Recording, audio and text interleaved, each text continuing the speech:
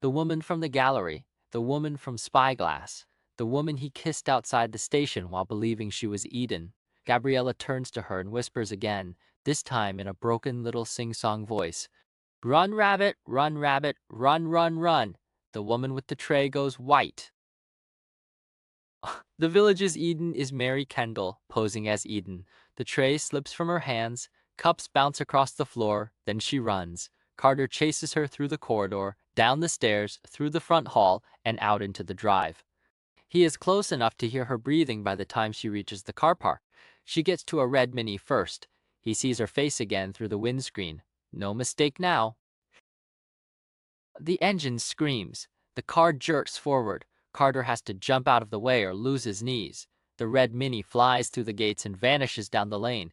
He stands in the gravel, breathing hard, with the first clean visual proof of the case finally in his hands.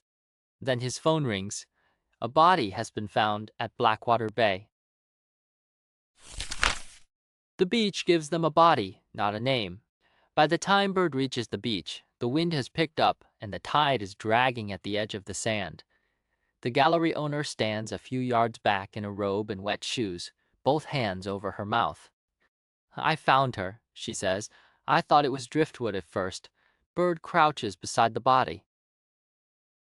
Female, adult, blonde hair flattened with salt and sand, face ruined by the fall and the rocks and the water, clothes still on, no purse, no phone, no clean answer. Carter arrives a minute later with the manner still on him. He is pale under the cold. He watches Bird turn the body just enough to see what is left, and then he turns away and retches into the sand. Bird leaves him to it for 1 second and goes to the gallery owner. Walk me through it. The woman explains it in pieces. She swims here often. The tide was wrong for a body to arrive when it did. She did not move the victim beyond turning her enough to check for life. She cannot say who it is. Nobody can, not from the face. That is the problem at once. The case has a dead woman. It still does not have a stable identity. Later, after the body is taken off the beach, Berg goes back to the dog walker witness because the first statement is bothering her. In the original note, he gave Carter a frightened woman running toward the cliff and the suggestion of another figure further back. Now, face to face, he starts to take that back. Maybe one woman, maybe just movement, maybe fog. Maybe Carter wrote too much into what he heard. Bird watches him and feels the evidence slip. The dog walker witness stays where she now needs him. Unsteady, useful for pressure, no good for certainty. When she gets back to the car park, Carter is leaning over the bonnet with both hands flat against the metal. She's the same woman, he says at once. The one at the manor. The one from Spyglass. Bird studies him. Then the dead woman on the beach still needs a name. Carter looks out toward the sea and hates that she is right. Carter finds the proof Bird did not give him. He goes back to the cliff alone. The grass is wet. The wind is worse up there. The path bends toward the drop, and the old hotline sign rattles on its post. Carter searches the rough ground near the edge and finds a flash of silver in the roots. A keychain. He crouches, lifts it carefully, and sees the name engraved on it, Eden. It is ordinary. That is why it matters. It belongs to a day-to-day life.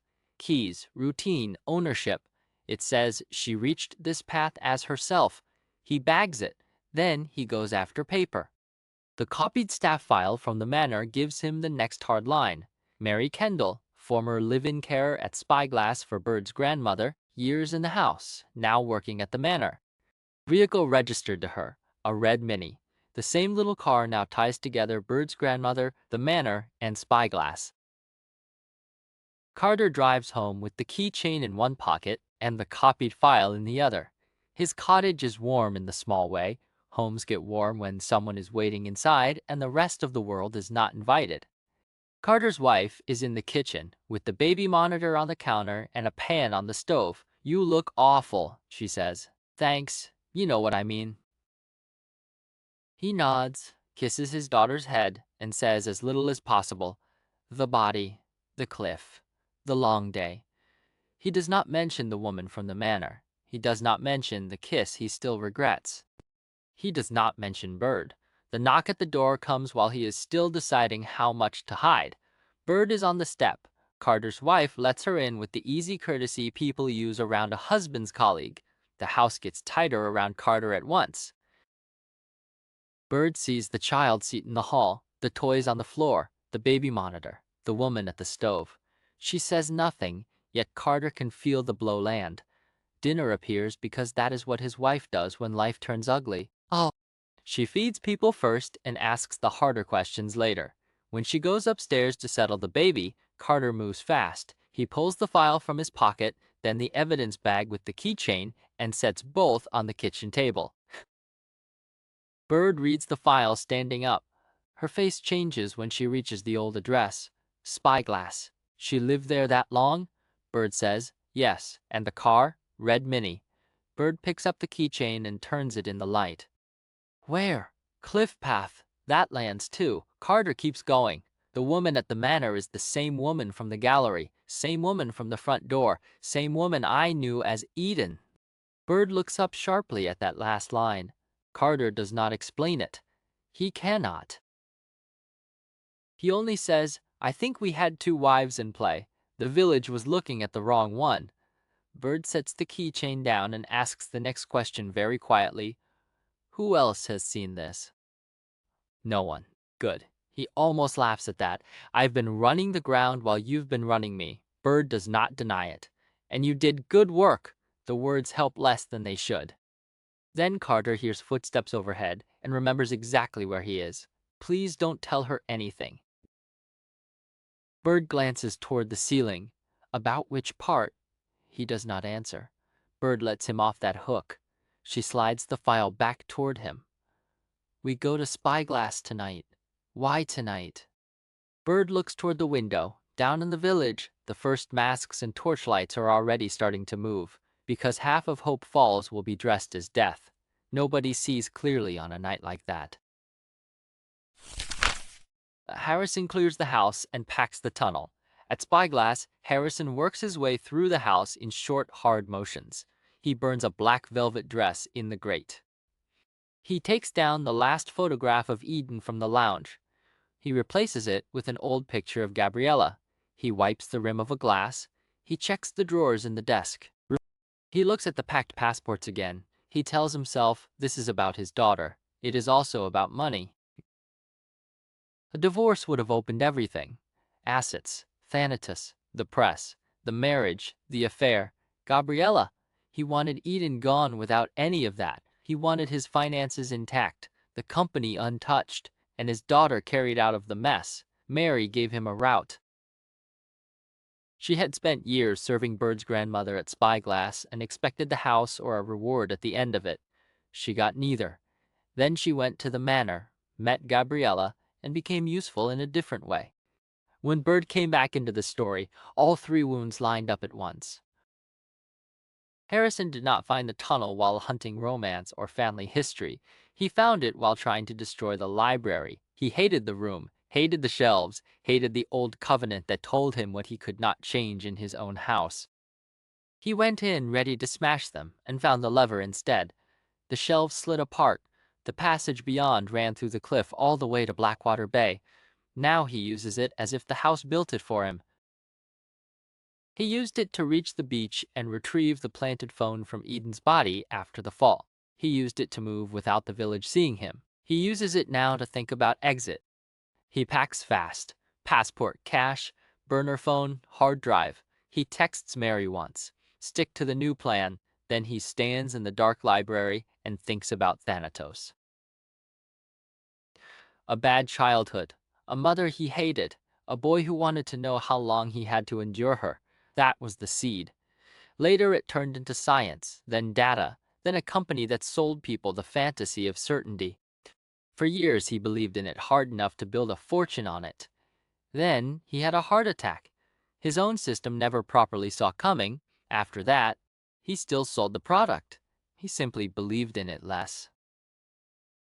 He plans to sell the company now, take the money, and go. Better scandal at a distance than a full collapse in public. Outside, Day of the Dead starts to light up the village below. Harrison looks down at the masks and torches and thinks only of cover. Masks, torches, and the return to Spyglass. The procession through Hope Falls looks half holy and half ridiculous. Skeleton paint, torch smoke, drums, children weaving between adults in cheap masks and bright flowers. Bird and Carter move through it without joining it. At the lane to Spyglass, they break away from the crowd and go uphill in the dark. The red Mini is waiting on the drive. Carter touches the bonnet. Still warm. Before they can knock, the gallery owner comes down the steps carrying an empty casserole dish. She looks startled to see them. "He's inside," she says. "I just brought him food." "Was anyone else here?" Bird asks. "A beat too long." "No," the gallery owner says. Bird lets her go. Harrison opens the door himself. He is too calm again. That sets Carter's teeth on edge. "We need to come in," Bird says. "You've done enough of that." Bird steps past him anyway. Carter follows. Inside, the house smells faintly of smoke. Carter clocks 2 suitcases near the stairs. Bird clocks them too. He takes the file from his coat and puts it on the hall table. "The woman at the manor is Mary Kendall," he says. "Same face, same woman from the gallery, same woman from your front door." Bird says it out loud in the house where it matters most. "The Village's Eden is Mary Kendall, posing as Eden." Harrison's expression barely moves. It still moves. Then Carter's phone buzzes. He checks the message and feels the room shift again. The coroner cannot match the beach body to the hairbrush sample from Spyglass. Dental work will take longer.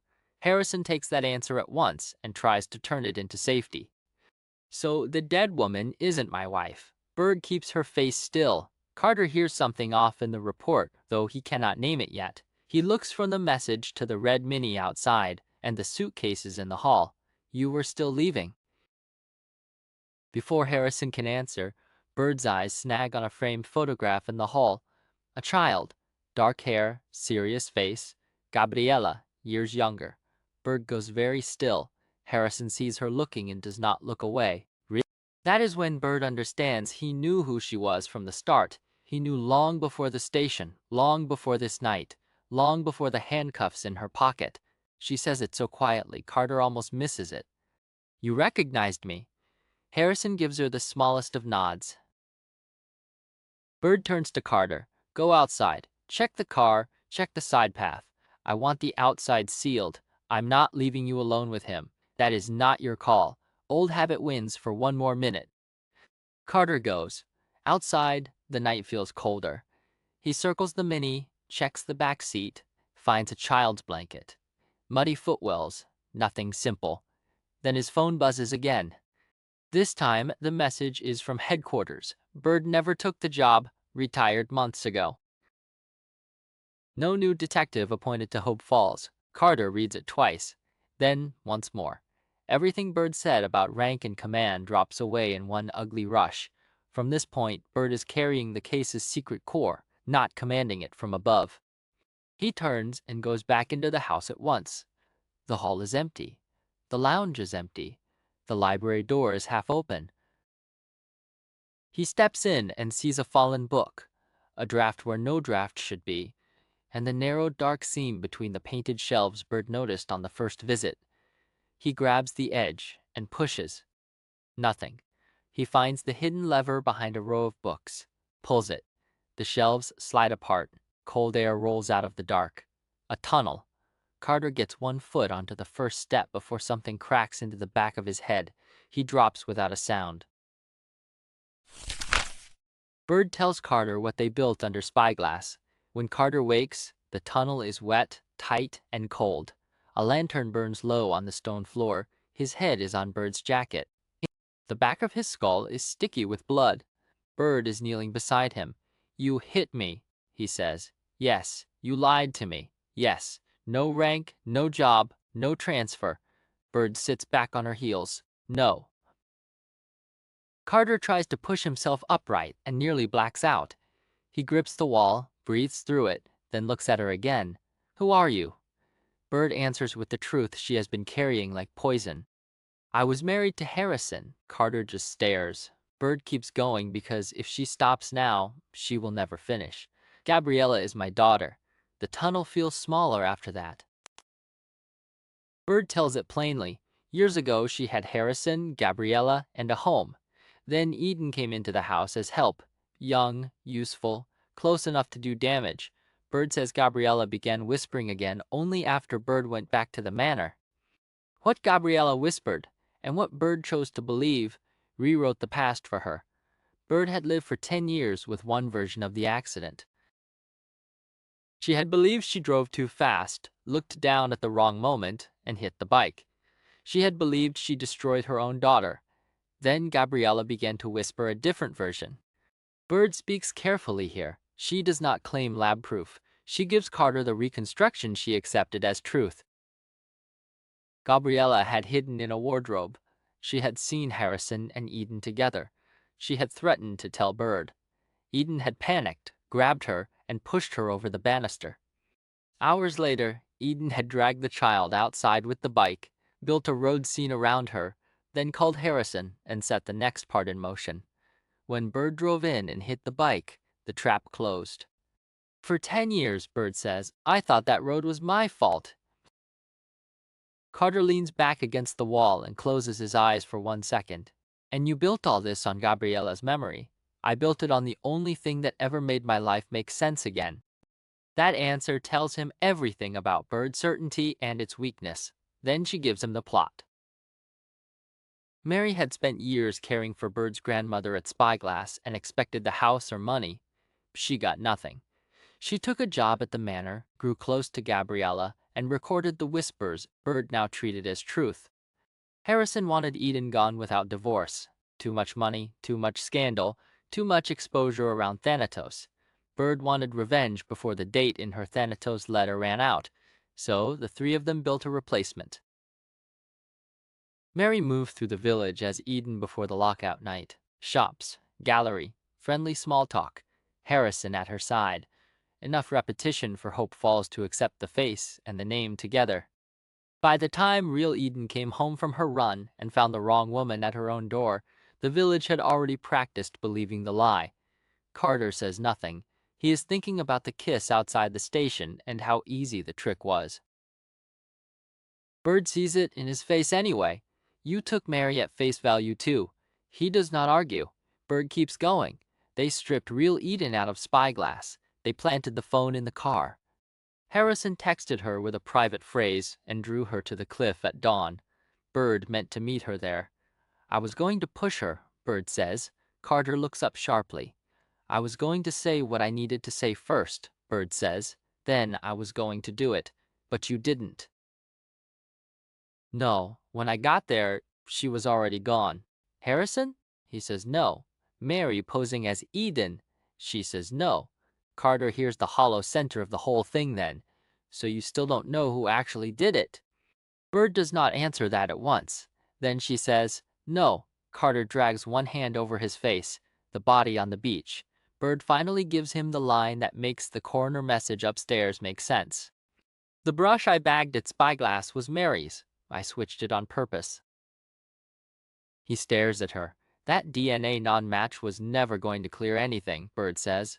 It was sabotage. Why? Because I needed the case to stay unstable, long enough for me to see what happened. Carter lets out one ugly breath. You broke the chain. Yes. Bird reaches into her coat and takes out the pill bottle. It rattles softly in the tunnel. Tonight is November 2nd, she says. And Carter thinks of Thanatos, of the letter, of the way she read Harrison's transcript in the pub and nearly folded over at that company name. You're really doing this? I came back here with a death date in my bag and almost nothing left. I'm done letting Harrison's company tell me when my life ends. I'll choose it myself. She gives him one more offer before she goes. If he keeps quiet, Harrison will buy back the inn and put it in Carter's family hands. The mortgage on Carter's house will go too. Money, home, security. The whole bargain wrapped around his daughter and his wife. Carter hears it and hates himself for hearing the weight of it anyway. Bird stands. Follow the sound of the sea, she says. Bird. She closes the hidden door above the steps. Carter hammers his fists against it and gets nothing back. A hidden passenger, and Bird chooses the pills. Harrison has Mary in the car and his bags in the back when he leaves the house. He is heading for the next stage now. Out of Hope Falls. Out of scandal. Out of whatever is left of the case once Bird dies and Carter stays buried in the tunnel. He is already calling the manor to have Gabriella brought down when a small hand lands on his shoulder from behind. He nearly drives them into the hedge. Gabriella has hidden herself in the back. She leans forward between the seats, pleased with her own cleverness. Daddy and me. For 1 second, Harrison almost lets himself believe that is enough. Then he tries to smooth the moment. He tells her they are going on an adventure. He says they will hide somewhere nobody can find them. She brightens at once. Then he says Mary is coming too. Everything changes. Gabriella's smile vanishes. She shakes her head hard. No, Mary. Daddy and me. Mary turns in the passenger seat, trying for gentle. It does not help. Gabriella finds the door handle before either adult catches her. The back door flies open. She is out into the dark verge and running before Harrison gets his belt off. He shouts her name and goes after her. Mary goes too. And just like that, the clean escape he planned is gone. Back at Spyglass, Bird comes out of the tunnel and into the library alone. The house is very quiet now. The festival noise only reaches it in soft bursts. A firework somewhere over the bay, distant cheering, wind off the cliff. It is midnight. Her day. The date Thanatos gave her. Bird sits on the floor with the pills she has been gathering for months. Some are hers, some are stolen. Some came from Spyglass when she first searched the house. She lines them up in her palm, then tips them back with water. She does not want an algorithm or Harrison or Cancer to claim the right to choose this for her. Before the dark closes over her, she sees movement at the library door. A woman-shaped figure, skeleton white, a dead bride shape under festival cloth and a wig. Hard to tell if she is really there or if the room is already going wrong. The figure whispers something Bird cannot fully catch. Then the pills take the room away. Carter runs back through Hope Falls. Carter follows the sound of the sea because it is the only instruction Bird gave him that might still save her. The tunnel forces him down to a crawl in places. Water drips on his neck. Stone tears his hands. His head pounds with every movement. Still, he keeps going until the dark thins and Blackwater Bay opens in front of him. The beach is still crowded enough to hide him. Light, lank. Masks. Torches. Bonfire light. Skeleton faces turned toward fireworks. People half drunk, half holy, moving in and out of smoke. Carter comes out of the rocks with blood on his collar and nobody really sees him. He runs. He runs across the sand, up the coast path, through the edge of the village, past the dark pub, past the place where home waits, up the hill to Spyglass. His sister nearly stops him in the lane. He barely hears her. Go home, he says. Please. The front door is open. The library is not. Bird is on the floor beside the chair, one arm under her, pill bottles near her hand. The glass is tipped over. Her face is gray and still. Carter drops to his knees. Bird, nothing. He checks for a pulse and cannot find one he trusts. He calls emergency, throws the phone aside on speaker, rolls her flat and starts CPR. It is ugly work. Hard and fast, down and up. Count, breathe. Down again. You do not get to leave me with this, he says between compressions. No response. He breathes for her again and keeps going. You dragged me through this house. You lied to me. You told me all of it. So stay.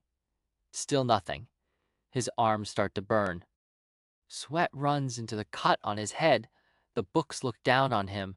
The hidden tunnel is somewhere behind the shelves. The whole rotten house feels like it is holding its breath. Then, he says, the one name he knows can still reach her. Gabriella. He goes harder. You got her back. So come back. The paramedics arrive to find him still at it. They take over. They shock. They bag air. They call times. Carter stands against the shelves with his chest heaving and blood drying in his hair while Bird dies on the day Thanatos predicted. Then she comes back. Not safely, not easily, not cleanly, but back. Later, at the hospital, the doctors call it survival. Later still, when the scans start to change, they call it remission. Thanatos got the day, it lost the ending. A year later, the door opens the right way. A year later, Bird runs out from Spyglass at dawn and down toward the village with cold air in her lungs and the dog pacing happily beside her. The doctors still cannot explain the remission in a way that feels solid. Bird has stopped asking for a neat answer. She is alive. That is answer enough most mornings. Hope Falls looks ordinary again from a distance. That is its trick. Fishing boats, the inn open, the gallery lit, church wall damp from sea air, people carrying coffee instead of secrets, or pretending to. The visible shape of life has settled into something workable. Carter got promoted. The inn is back in his family's hands. Harrison sold Thanatos and left with Mary. Money carried him a long way, as money usually does. Gabriella spends much of her time with them abroad and comes back to Bird often enough that the visits have started to feel like rhythm instead of mercy. Bird turns for home and runs the last stretch uphill with the dog bounding ahead. At the front door, her key sticks. For one cold second, the whole old panic comes back. A locked door. A changed life. Somebody else inside. Then the door opens from within. Gabriella is standing there in bird-striped joggers and old sweatshirt, like a child raiding a mother's wardrobe and a young woman claiming a place in the house at the same time. Bird stares, then laughs despite herself. "I didn't say you could wear my clothes. Oh, he..." Gabriella tips her head. Her voice is still quiet, still touched by all those lost years. Yet there is play in it now. "I'm Gabriella," she says, "and this is my house now."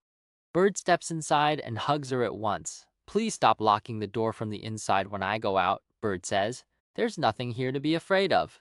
Gabriella presses her face into Bird's shoulder. "But..." "Sorry, Mom." That word still lands like repair. For a moment, the story feels almost settled. Then one last voice steps in and tears the cliff open again.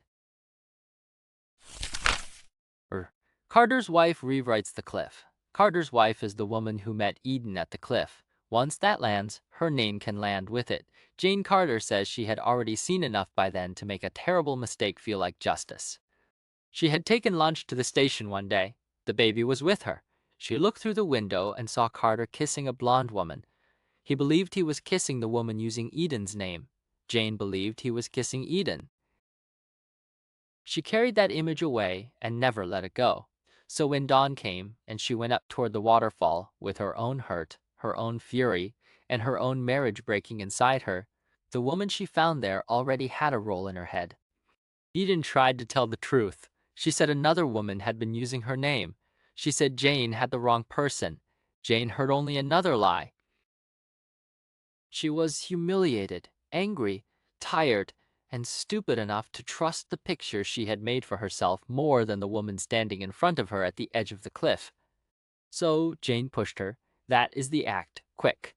Physical. Final. The conspiracy around Eden was still real. Bird, Harrison, and Mary had built it. They had stripped her life, moved a false woman into her place, poisoned the evidence, and drawn her toward the cliff. Jane reached the edge with a different motive. Later, on Day of the Dead Night, Jane followed Bird and Carter to Spyglass in her festival costume. Mask, wig, dead bride, shape. She saw Bird already half gone in the library. She says if Bird had looked less dead, she might have killed her too. Jane is still alive, still free, still close enough to keep watching Bird from the edges of Hope Falls, so the ending stays split in exactly the right way. The impersonation plot was real. Bird's authority was false. The conspiracy to erase Eden was broad and vicious. Many people wanted Eden gone. Jane performed the push. A useful way to place My Husband's Wife is to hear it as a marriage story written under thriller pressure. After the final chapter, the clearest verdict is this. It sits in the middle of the post-2010 domestic suspense wave as a strong representative entry. It does not need to define the shelf to show that shelf clearly. Its value comes from method. It keeps private knowledge uneven. It turns intimacy into a source of exposure, doubt, and leverage. That is also the best way to separate it from a pure puzzle book. The novel relies on controlled withholding. Its suspense grows through unequal access to memory, motive, and confession inside close relationships. The key tension comes from what each person can conceal while still performing trust. If you place it by authorial lane rather than a fully verified career map, it fits the branch of domestic suspense built on misdirection, performed identity, and unstable intimacy. This book makes the most sense inside the post-2010 domestic psychological thriller boom. That was the period when the home stopped functioning as neutral background. It started to behave like evidentiary space. Marriage, caregiving, silence, routine, and private speech all became usable clues. The central mystery in this shelf often lives inside the relationship itself. Readers are asked to judge what a couple knows, what they hide, and what they can survive knowing. That shift matters because it changed the engine of suspense. In older mystery models, the drive often comes from a crime scene, a suspect list, and a path toward solution. In domestic suspense, the pressure builds inside the ordinary structures of private life. Shared history becomes unstable. Testimony inside the household loses automatic credibility. The closest person in the room may still be the least reliable source. After Gone Girl, a mass audience was fully ready for that contract. Gillian Flynn sharpened the appetite for spousal secrecy and strategic self-presentation. Paula Hawkins and B. Bratter A. Paris helped widen the shelf. Readers came expecting concealed histories, edited voices, and relationships that could not be trusted at face value. My Husband's Wife enters that climate cleanly. It speaks the language of that era without needing a giant social canvas or a heavy procedural frame. The book's most useful distinction is its handling of disclosure. It parcels out information with care. It keeps emotional access and factual access moving at different speeds. That creates a familiar domestic thriller effect. The reader is close to the characters, but never fully settled in their version of events. The story keeps asking a practical question. Who is managing the narrative inside this relationship, and how long can that management hold? That point makes the novel book specific in a way broad genre talk often misses. This is a thriller built on calibrated concealment. Readers who enjoy that structure will feel the book working scene by scene. Readers who prefer a more outward investigative model may find the mechanism visible early. Either way, its operating system is clear. The suspense comes from selective admission, guarded memory, and the pressure created when intimacy still fails to produce full knowledge. Creed. Compared with better-known domestic thrillers by Flynn, Hawkins, and Paris, this novel feels more compact and more workmanlike. Its distinctiveness lies in how directly it converts private acts into suspense material. Confession matters, silence matters, care can carry motive, routine can carry threat. The book keeps returning to the idea that closeness does not simplify interpretation. It makes interpretation harder because affection, fear, dependency, and self-protection all speak at once. So the reason to remember My Husband's Wife after finishing is not that it solved a mystery in a dazzlingly singular way. It is worth remembering as a clear representative of the moment when domestic thrillers taught readers to audit private life like testimony. That is a real shift in suspense fiction. The couple form became a site of investigation. Shared memory stopped feeling stable. Trust became something to examine, not something the narrative could assume. That places the book in a useful position. It is a representative boom-era title with a firm grasp of the genre's central tools: controlled withholding, unstable self-presentation, and the conversion of intimacy into evidence. That is its rank. Its larger importance is historical. It belongs to the stretch of modern suspense where danger moved inward, into the household, and into the couple's shared story. Home, in this mode, is a place where every version of events has to be checked.